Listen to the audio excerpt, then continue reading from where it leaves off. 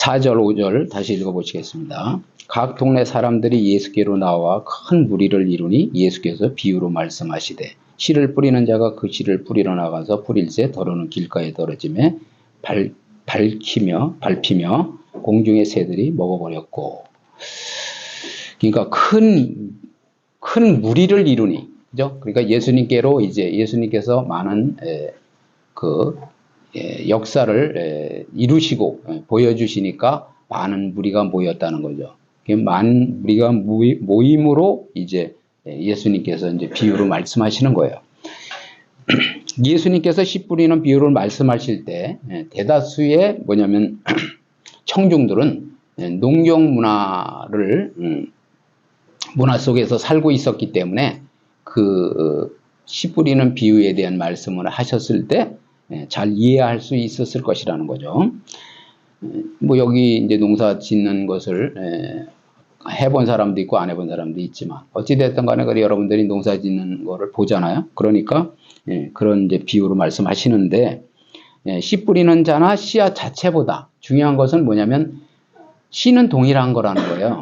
이제 우리가 여기서 알아야 될 것은 물론 그 씨앗도 어떤 좋은 씨앗이 있고 나쁜 씨앗이 있잖아요. 그죠? 그런데 오늘의 말씀은 이제 그 씨앗은 동일해. 하나님의 말씀이기 때문에.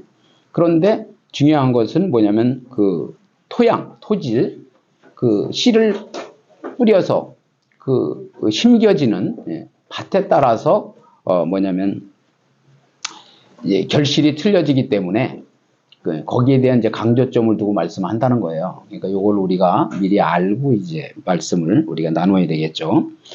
그래서 그 당시 농사법은 지금과 같이 농지 정리가 잘 된 게 아니에요. 지금은 농지 정리가 잘 돼서 헬기로도 농사를 짓고 농약을 뿌리고 막 이렇게 하잖아요. 그렇지만 그때 당시에는 그냥 뭐냐면은 그 길가, 길다란 그냥 밭에 뭐냐면 옆으로 이제 길이 나 있는 거예요. 좁은 길. 그래서 그 전해에 농사 지은 그 뭐냐면 그 보리집 같은 게 있을 거 아니에요. 그거를 지금같이 이제 지금은 뭐 그 트랙터 같은 거로 잘 뭐냐면 거름을 거기 깔아 놨다가 파 엎어 가지고 거름을 다시 속으로 집어넣고 땅을 부드럽게 만들어 놓고 거기다 씨를 뿌리잖아요. 모를 심고 이렇게 하잖아요. 근데 그때 당시엔 그런 게 아니고 그냥 그 전에 농사 지었던 그 수확물의 그 부산물이 있을 거 아니에요. 그러니까 보리집 같은 게 있을 거란 말이에요. 이삭은 취하고 나머지는 이제 그 버려온 게 있어. 이게 그거를 대충 치우고 그냥 거기에다 씨를 뿌린 거예요. 사람이 손으로 이렇게. 그렇게 이제 말씀하시는 거예요. 그런 방식이었다는 거죠. 그러므로 농부가 씨를 뿌릴 때 그 좁은 길에도 그 옆에 이제 길다란 그 밭이었다고 그랬잖아요. 그러면 밭 옆에 좁다란 길이 이렇게 쭉 나 있는데 그 길에도 떨어지고 또 그 밭에도 떨어지고 이렇게 됐다는 거죠. 그리고 밭이 뭐 여기 다 좋은 밭이 아니고 어디는 돌이 많이 있고 어디는 가시덤불이 많고 막 이런 거예요. 그러니까 대충 치우고 그냥 농사지었던 그 전에 거에 그 볏짚 같은 걸 치우고 거기다 뿌렸다고 했으니까. 그래서 그 이제 길에 떨어진 것은 발에 밟히거나 그 뭐냐면 새들의 먹이가 됐다는 거죠. 새가 이제 먹이가 없잖아요. 그러니까 그 쪼아 먹어버리는 거지. 그 씨앗을. 그래서 6절 보시면 더러는 바위에 떨어짐에 싹이 났다가 습기가 없으므로 말랐고, 마태나 마가는 돌밭이라고 기록하고 있는데 이는 돌로만 이루어진 곳을 뜻하는 것이 아니라는 거죠. 그러니까 돌 위에 어떻게 나겠어요? 돌에만은. 그러니까 돌 위에 이제 흙이 조금 있었는데 그 흙 위에 흙이 얇게 덮여 있는 상태에서 이 땅에 이제 그 씨가 뿌려져서 그 싹이 나서 조금 자라기는 하지만은 수분이 부족하잖아요. 햇빛이 내리 쪼이면 그 흙에 얼마나 수분이 있겠어요. 다 말라 배틀어지죠. 그래서 죽어버리는 거야. 그걸 말씀하고 있는 거예요. 그래서 해가 뜨면은 곧 말라 죽게 된다라는 거죠. 이제 오늘 우리가 그냥 흙이 조금 있는데 떨어졌다 이렇게 생각할 것이 아니라 과연 나의 신앙생활이 말씀을 오늘 들었잖아요. 듣고 내 마음밭에 어떻게 단단하게 잘 박은 못같이, 응? 나무에 못을 박잖아요. 박는 것처럼 내 심령에 마음밭에 잘 뭐냐면 심기우느냐, 그것이 오늘의 관건이라는 거죠. 7절 보시니까 더러는 가시떨기 속에 떨어짐에 가시가 함께 자라서 기운을 막았고, 이번에는 이제 가시떨기가 있어요. 가시떨기. 이 가시떨기는 쉽게 얘기해서 아담과 하와가 죄를 지음으로써 땅에 뭐냐면은 그 덩쿨을 무성하게, 땅까지 저주를 받은 거예요. 아담과 하와가 잘못함으로 자연까지 이제 저주를 받은 거지. 그래서 그 전에는 그냥 이 실과를 따먹으면 됐는데, 에덴 동산에서. 그 후에는 이제 뭐 이마에 땀을 흘려야 이제 먹고 살게 된 거예요. 노동을 하게 된 거죠. 남자들은 특히 결혼하면, 여자도 그렇지만은 산업전선에 나가서 정말 열심히 일을 해야 되잖아요. 그래서 그 가시떨기에 뿌려진 씨는 싹이 나고 자라기는 하지만 왕성한 성장력을 지닌 가시떨기 때문에 가시떨기가 오히려 그 영양분을 다 흡수해 버려요.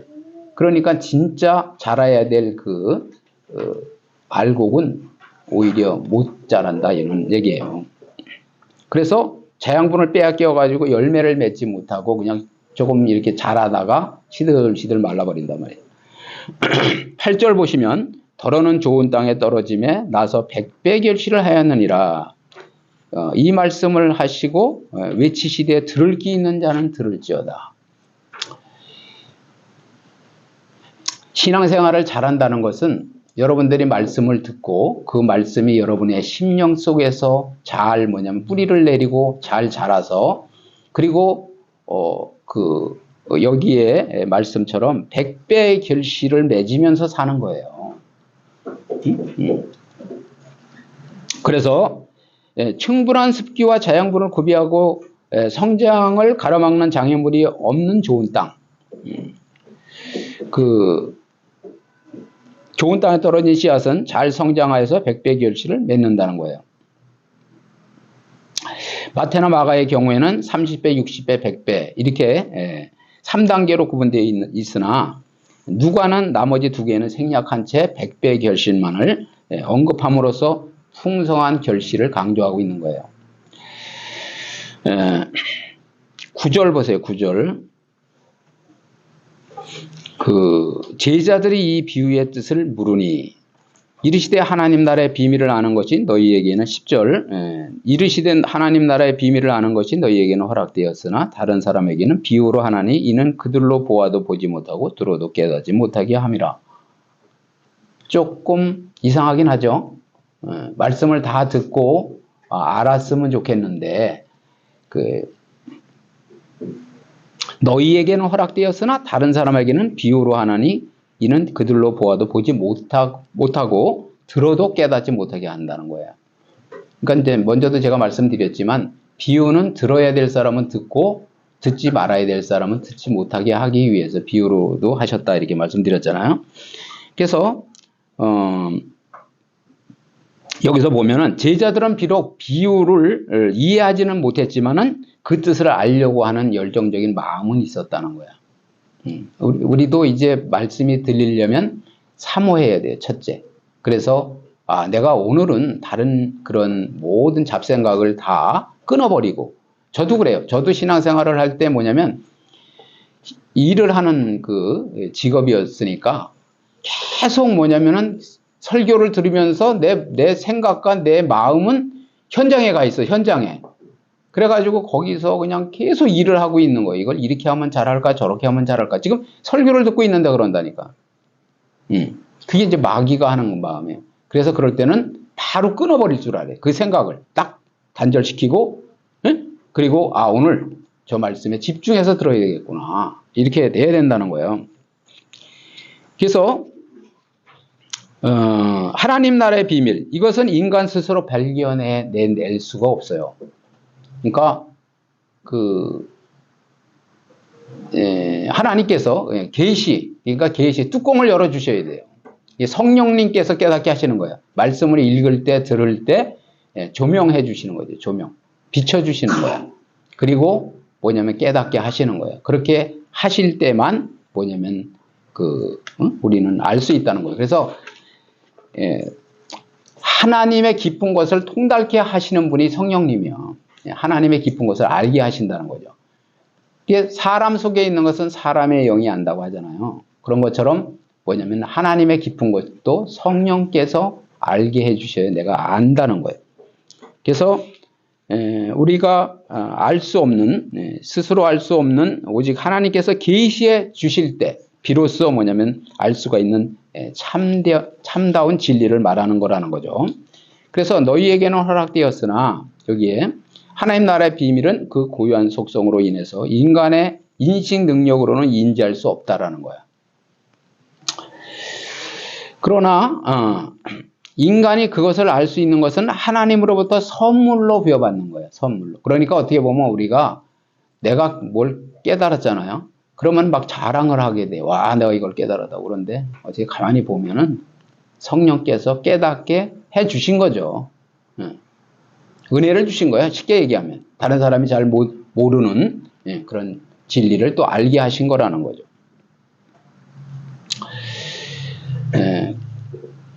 그래서 선물로 받아야 되는데, 그런데 그 선물은 인간의 상태에 따라서 선택적으로 주어진다는 거야. 여기도 보면은 너희에게는 허락되었으나 저희에게는 허락되지 않았다. 이렇게 말씀하잖아요. 그런 것처럼 뭐냐면 인간의 상태에 따라 선택적으로 주어진다는 말은 뭐냐면 사모하고 정말 하나님의 말씀을 내가 알고 그리고 그대로 순종하려고 하는 사람에게는 알게 해주신다는 거예요. 그런데 그것을 알고 결국은 뭐냐면은 비방을 하거나 거부하거나 대적을 하거나, 그죠? 그리고 오히려 잘난 체를 하고 그런 교만한 마음을 갖는 사람에게는 안 열린다, 그런 얘기예요.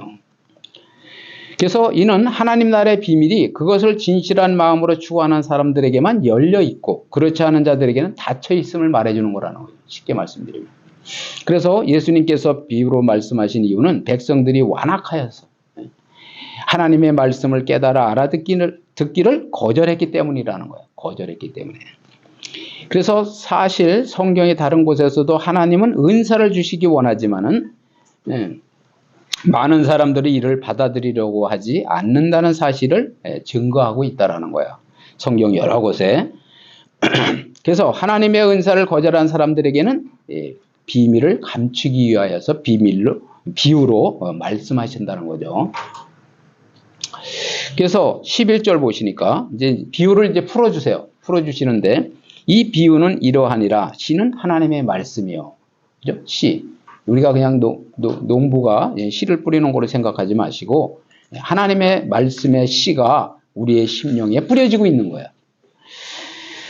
그래서 씨가 하나님의 말씀 또는 천국 말씀이라는 거죠. 그러니까 무슨 말씀이냐면은 우리가 하나님의 말씀을 잘 듣고 깨달으면 천국을 소유할 수 있는 거야.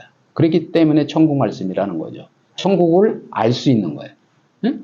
천국을 소유할 수 있고 천국을 알 수 있다라는 거죠. 천국을 갈 수 있다라는 거예요.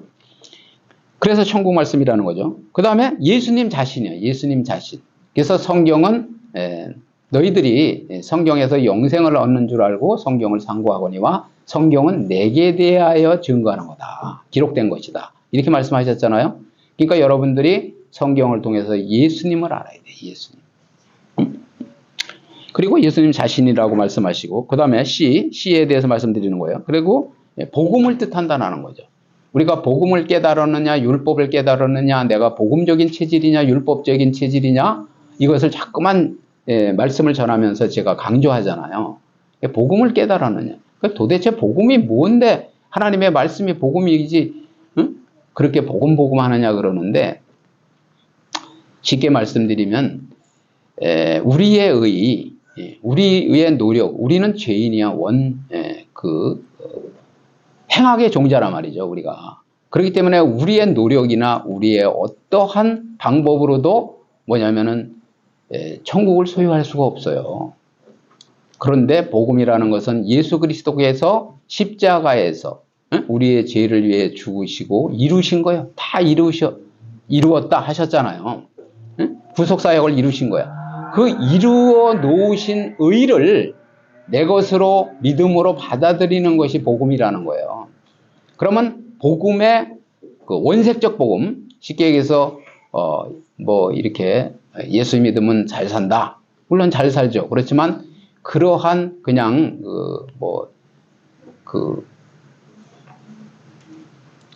그런 섞여 있는 가라지가 섞여 있는 그러한 복음 말고 원색적인 복음을 여러분들이 핵심을 깨야 된다는 거죠. 그러면 어떻게 해야 하나님의 자녀가 되며 하나님과 동행하며 나중에 장차 천국에서도 우리가 영생복락을 함께 누리며 그 둘째 사망의 해를 입지 않을 수 있나, 이것을 깨달아야 된다는 거예요.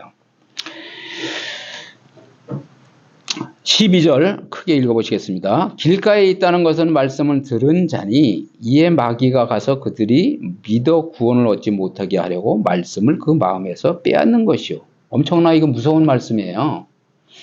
왜 뭐냐면 그 구원을 얻지 못하느냐, 교회를 오래 다니고도 그 이단으로 가 있느냐, 그리고 결국은 나중에 또 지옥 가는 사람도 있느냐. 중요한 것은 여기서 뭐라고 그래요? 마귀가 가서 그들이 믿지 못하도록, 말씀을 전했는데 그것을 믿지 못하도록 그렇게 한다는 거 아니에요? 빼앗아 버린다는 거 아니에요? 그래서 계속되는 설명은 씨가 뿌려진 밭이 다름이 아니라 바로 하나님의 말씀을 받아들이는 우리 자신, 사람 자신임을 말씀하고 있다는 거예요. 근데 좁게 말하면 인간의 마음이라고 볼 수 있겠으나 그보다는 전인격적인 인간을 말한다는 거예요. 전인격적인 인간. 전인격적인 인간은 뭐냐면 우리가 의지가 있잖아요. 의지, 그리고 하나님의 그 말씀을 우리가 이제 지식적으로 또 깨닫잖아요.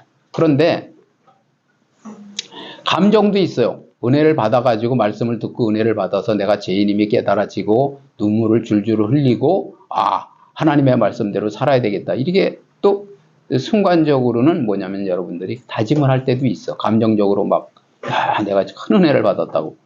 그런데 그 은혜가 10년, 20년, 30년 계속 은혜 속에 거하면서 가야지 한 번 은혜 받은 걸로 그때 엄청난 은혜를 받았다고 해서 그것으로서 내 삶이 변화가 안 된다 그거예요. 그래서 의지가 있어야 돼. 의지. 나의 죄에 대한 삶을 박살을 내고 끊어버리고 잘라버리고 그 다음에 뭐냐면은 의지적으로 말씀에 순종하면서 순교도 뭐냐면 할 수 있는 그러한 결단이 있어야 된다는 결단.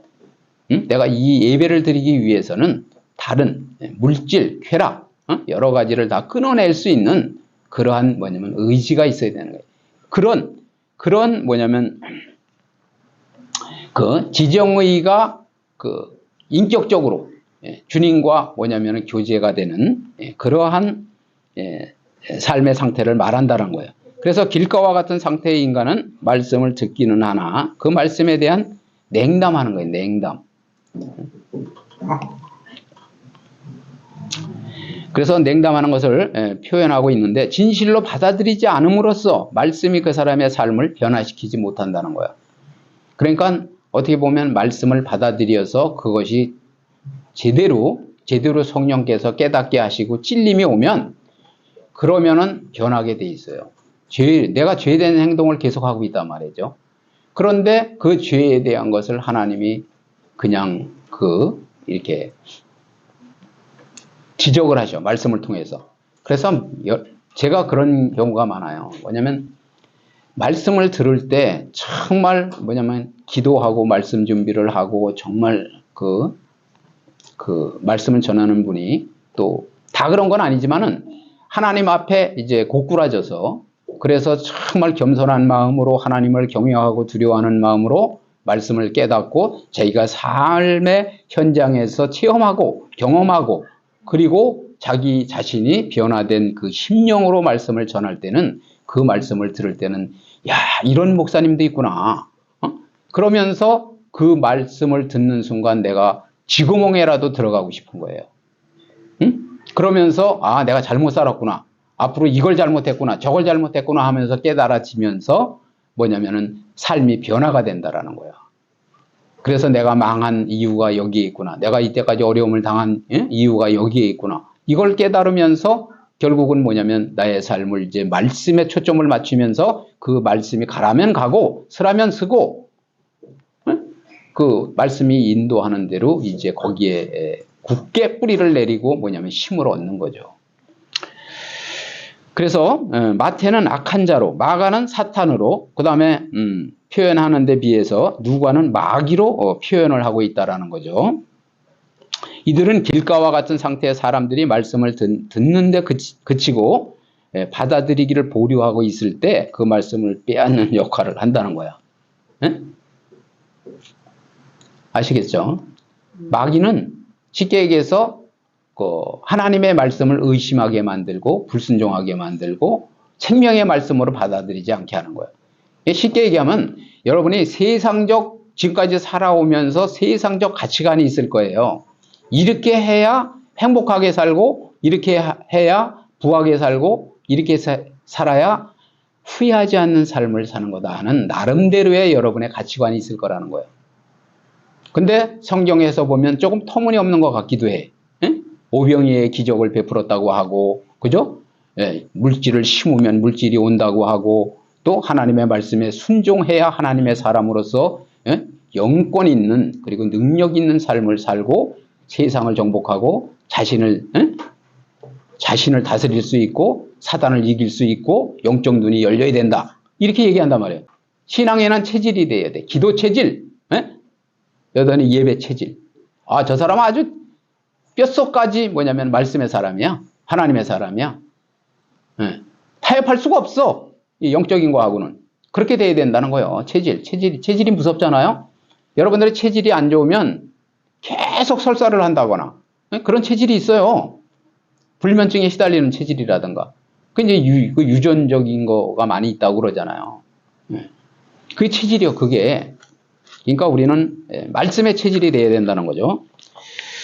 그래서 그 체질이 돼야 된다는 거고, 체질 신앙이 돼야 된다는 거고요. 그 다음에 믿음의 진정성 여부는 시험에서 견뎌낼 수 있느냐 없느냐요. 쉽게 얘기하면은 저 사람이 진정한 믿음이 있느냐 없느냐는 시험에 와봐야 돼. 물질의 시험을 당해봐야 된단 말이에요. 여러분에게 잠깐만 어려움을 당해보라는 게 아니라 못 깨달으면 하나님께서 진짜 물질의 주인인 하나님인지 내가 노력해서 되는 건지를 알게 하시기 위해서 11조에 대해서 물질에 대해서 연단을 하신다니까요. 그래서 그것을 결단하고 드릴 수 있는 힘이 생겼을 때 재물을 나한테 하나님이 벌게 이렇게 사람을 만나게 해줘도 내가 그걸 쟁취할 수 있는 거야. 그래서 그 시험을 견디지 못하고 말씀을 듣기 이전의 상태로 돌아가는 거야. 아까 말씀드렸죠. 신앙생활을 5년, 10년, 20년 했는데 왜 교회를 떠나서 나는 불교로 갔다. 나는 뭐 어디 딴 데로 갔다 이러잖아요. 응? 나는 그냥 무교로 살란다 이러잖아. 그게 그거예요. 그래서 본문에서는 믿음을 가진 자들에게 있어서 그들의 믿음이 참인가를 검증하는 시험은 필연적이라는 거. 필연. 뭐냐면 그런 말씀이 있잖아요. 뭐냐면 사생자, 그 하나님께서 사랑하는 자는 뭐냐면은 그 나쁜 길로 가면 안 되고 망하면 안 되기 때문에 사랑하기 때문에 뭐냐면은 연단을 하시는 거예요. 연단을. 더 훌륭한 그릇이 되게 하기 위해서 믿음의 성숙을 심어주기 위해 성숙한 신앙인이 되게 하기 위해서 뭐냐면은 연단하시는 거예요. 연단. 미워서 그러는 게 아니라 자식이 가서 계속 범죄를 저질러. 그런데 버린 자식 같으면 그냥 내버려둬요. 그런데 저 자식은 정말 크게 될 녀석인데 자꾸만 그런다. 그러면 해초리를 들고라도 혼내키잖아요. 여러분들이. 또 그렇게 살면 안 된다. 응? 되돌이키고 회개하고 그리고 정말 나라를 위해서 민족을 위해서 사회를 위해서 국가를 위해서 쓰임받는 사람이 돼야 된다고 막 해초리를 들잖아요. 엄하게 하잖아요. 옛날 분들이. 그렇게 해서 훌륭한 위인이 되는 경우가 많이잖아요. 그래서 시험을 통과하지 않은 믿음은 마치 뿌리 없는 식물과 같다라는 거죠. 그래서 그 생명이 오래가지 못하며 따라서 그 과실은 더더욱 기대할 수 없는 거예요. 아니, 식물이 자라서 뿌리를 깊이 내리고 영양분을 흡수해서, 그죠? 그래서 잘 자라가지고, 예? 잘 자라야만 거기에 과실이 맺힐 거 아니냐는 거죠. 그런데 마귀에게 다 뺏기고, 또 세상에 다 뺏기고, 세상의 가치관에. 그래서 여기도 보면, 야고보서 1장 12절에 보면, 시험을 견디어낸 믿음은 생명의 면류관을 받게 된다고 말씀하고 있어요. 14절 보시겠어요? 가시떨기에 떨어졌다는 것은 말씀을 들은 자이나 지내는 중 이생의 염려와 재물과 향락의 기운이 막혀서 온전히 결실하지 못하는 자요. 가시떨기와 같은 상태의 사람들은 어느 정도 영적인 성장을 할 수 있는 잠재력을 가지고 있는 사람들로서 상당한 정도의 신앙을 갖게 되지만 궁극적인 것과 부차적인 것의 가치를 혼동함으로써, 쉽게 얘기하면은 신앙생활은 뭐냐면 서론 인생이 있고 본론 인생이 있어요. 여러분들이 서론적인 것에 목숨을 걸 거냐, 본론적인 거에 목숨을 걸 거냐, 이거예요. 앞으로 뭐 5년을 살게 됐든 10년을 살게 됐든 20년을 살게 되든 무엇을 하며 살 것이냐는 거예요. 무엇을 하며. 저 요새 시간 관리에 대해서 제가 이제 공부를 하는데, 얼마나 많은 시간을 살 것이냐가 중요한 것이 아니라, 너의 남은 인생이 몇 년 남았느냐가 중요한 것이 아니라 무엇을 하다 죽을 거냐, 그거라는 거예요. 제가 충격을 받았다니까. 야, 내가 60년을 살았는데 정말 이런 진리를 왜 옛날에 깨닫지 못했을까. 그래서 본론 인생을 사셔야 돼. 성경에서 말하는 승리하는 인생, 복된 인생, 그리고 정말 후회하지 않는 인생이 무엇이냐. 그리고 하나님의 말씀에 따라서 살 때 여러분이 행복자로서 정말 뭐냐면 영원히 주님에게 칭찬 듣는 삶이 무엇인가, 사람답게 사는 것이 무엇인가, 한마디로 얘기하면은 그것을 우리가 깨달아야 되겠다는 거예요. 마치 침례 요한의 메시지, 지난번에 우리가 알아봤잖아요. 침례 요한이 그냥 막 회개하라, 천국이 가까웠다고 메시지를 전하고 거룩하게 살아라 이렇게 하는데, 세상적인 지위와 부귀에 대한 미련 때문에 결국은 인정하지 않고, 그 말씀을 인정하지 않고 죄를 범했던 헤롯 안디바와 같은 삶을 사는 거예요. 그런 삶을 살면 안 된다라는 거죠. 그래서 이런 사람들에게는 다음에 세 가지 문제가 있는데, 첫째는 이생의 염려. 이생의 염려는 뭐냐면, 신앙생활에 있어서 그래서 그러잖아요. 너희가 염려함으로써 키를 한 자나 잘할 수 있게 하겠느냐. 염려로 안 돼. 염려는 뭐냐면 마귀가 갖다 주는 거예요. 저도 염려가 올 때가 있어요. 너 노후가 준비되어 있어? 이렇게 마귀가 속삭인단 말이에요. 그런데 염려. 그래서 신앙생활에서 매우 해로운 것이 염려예요. 그래서 영혼의 저항력을 조금씩 약화시키고 갉아먹는 거예요, 염려는. 그 염려증에 있으면 여러분이 첫째가 뭐냐면 지혜가 안 생겨. 응? 염려를 자꾸만 하다 보면은요, 이 생각이 가라앉아요. 그리고 두려워. 그러다 보니까는 새로운 기발한 아이디어가 떠오르거나 용수숨 치는 힘이 안 생긴단 말이에요. 자신감이 없어. 한마디로 얘기하면. 그러니까 다른 사람들하고 싸움에서 맨날 이 영적 전투에서 맨날 선점을 빼앗기는 거죠. 그래서 염려를 버리시고, 그 다음에 염려하는 인생은 열매를 맺지 못해요. 그래서 죽은 영혼이 되게 만든단 말이에요. 예수님께서는 이런 것을 경계하여서 염려하지 말 것에 대한 교훈을 주신다는 거죠. 응? 주신 바 있다는 거예요. 둘째는 뭐냐면 재리요, 재리. 재물에 대한 지나친 열망 때문에 진리를 따르지 못한 이는 어리석은 부자. 자, 쭉 읽어보시겠습니다. 제가 뭐 이거를 다 설명하기 뭐해서 말씀을 쭉 같이 읽는 중에 우리가 깨달을 수 있도록 누가복음 12장 16절 여기 쭉 있죠. 또 비유로 그들에게 말하여 이르시되 한 부자가 그 밭에 소출이 풍성하며 소출이 풍성하대요. 심중에 생각하여 이르되 내가 곡식 쌓아둘 곳이 없으니 얼마나 많이 풍성하면은 곡식 쌓아둘 곳이 없어. 어찌할까 하고 또 이르되 내가 이렇게 하리라. 내 곡간을 하고 더 크게 짓고, 그죠? 창고를 짓는 거야, 이제. 창고 짓는 게 이 사람의 인생의 목표야. 그리고 내 모든 곡식과 물건을 거기 쌓아두리라. 또 내가 내 영혼에게 이르되 영혼아, 여러 해 쓸 물건을 많이 쌓아두었으니까 평생 먹고 쌓아두었으니까 평안히 쉬고 먹고 마시고 즐거워하자 하리라 하되, 하나님은 이르시되 어리석은 자여, 어리석다고 하잖아요. 오늘 밤에 내 영혼을 도로 찾으리니, 내 영혼을 가져가겠다는 거야. 그러면 내 준비한 것이 누구의 것이 되겠느냐.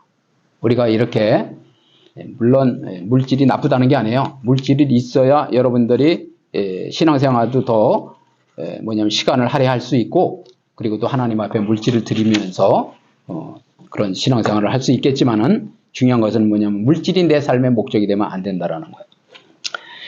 그래서 준비한 누구의 것이 되겠느냐 하셨으니 자기를 위하여 재물을 쌓아두고 하나님께 대하여는 부여하지 못한 자가 이와 같으니라, 이렇게 말씀하잖아요. 어리석은 부자예요. 두 번째는 뭐냐면 부자간언인데, 18장 18절부터 23절 누가복음 18장입니다.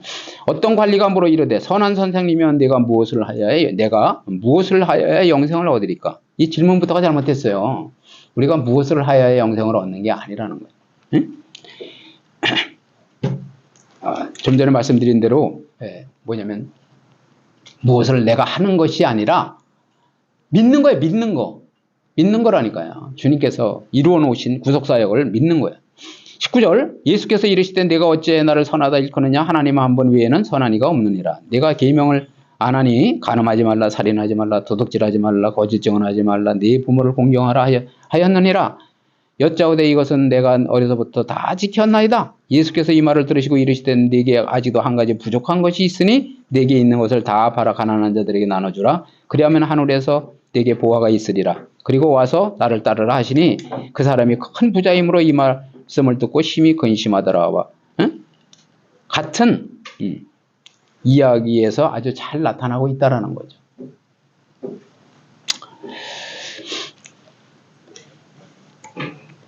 셋째는 일락의 일락, 생의 향락이라는 거예요. 사람들이 다 그 쾌락 때문에 망하는데, 일시적이고 표면적이면서 충동적인 육체의 쾌락을 위해서 영혼의 존귀한 가치를 망각하는 사람들을 의외로 많다는 거야. 중요한 것은 뭐냐면 술 취함, 여기서 이제 술 취해서 너무 좋다고 그러는 사람들 있잖아요. 술 취하고 또 음란한 행위, 또 폭력 등인데 그것이 죄가 되는 거예요. 근데 죄악은 아니지만은 뭐냐면은 심하게 빠져들면 죄가 될 수 있는 것은 뭐냐면은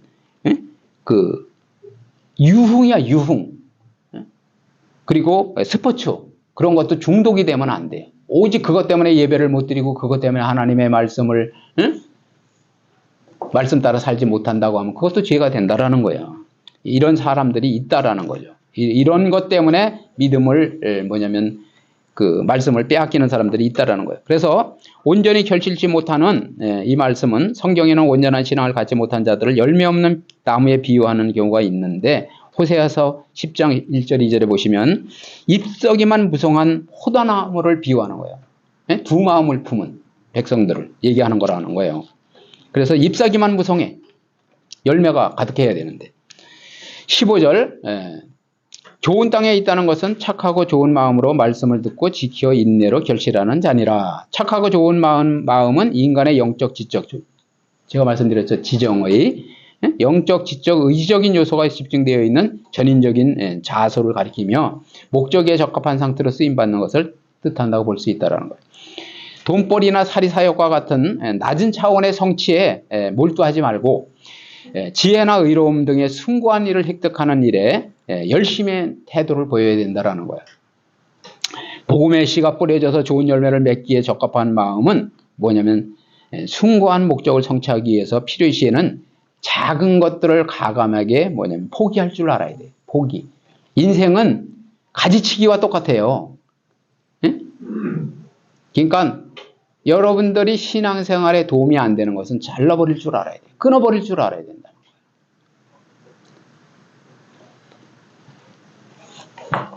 믿는 사람, 뭐 노래방에만 가서 산다. 아예. 예. 그러면 안 되겠죠. 결론. 예. 그래서 우리는 말씀을 듣는데 그치지 말고 뭐냐면은 지키는 사람이 돼야 된다는 거야. 그리고 염려, 재물에 대한 욕심, 다시 말씀드리지만 예? 쾌락과 같은 마귀의 시험을 인내로 견뎌내야 된다는 거야. 마귀는 유혹하잖아요. 너 그렇게 살다 죽으면 억울하잖아. 그래도 이런 즐거움을 한번 느껴봐야지. 그러면서 마약할 거예요? 예? 그러면서 쾌락을 따라갈 거냐고요. 그래서 인내가 중요한 거예요. 인내. 참아야죠. 그래서 인내는 모든 영적 열매가 발화하고 지속적으로 생산되는 데 있어서 없어서는 안 되는 필수 요소가 되는 거예요. 필수 요소. 인내. 결론, 하나님의 말씀의 씨는 동일하다는 거예요. 동일. 말씀의 씨는 물론 좀 전에도 제가 서론에 말씀드렸지만은 씨가 틀린 씨도 있죠. 그렇지만 오늘 말씀하고자 하는 말씀은 뭐냐면 씨는 동일하나 우리의 심령 상태, 좋은 밭이냐 진실한 마음으로 말씀을 사모하면서 받는 마음이냐에 따라서 중요한 것은 뭐냐면 알곡신자가 되기도 하고 죽정이가 되기도 한다는 거예요. 쉽게 얘기하면 천국을 소유하느냐 멸망을 하느냐 하는 차이가 있다라는 거죠. 두 번째 뭐냐면 이생의 염려, 재물에 대한 지나친 열망 때문에 진리를 따르지 못하는 어리석은 부자, 그리고 일시적이고 표면적인 충동적인 육체의 쾌락을 위해서 영혼의 존귀한 가치를 망각하는 사람, 그리고 술 취한 음란의 행실, 폭력 등과 그 자체 제가 말씀드렸지만 제약은 아니지만은 유흥과 스포츠 등 그런 것 때문에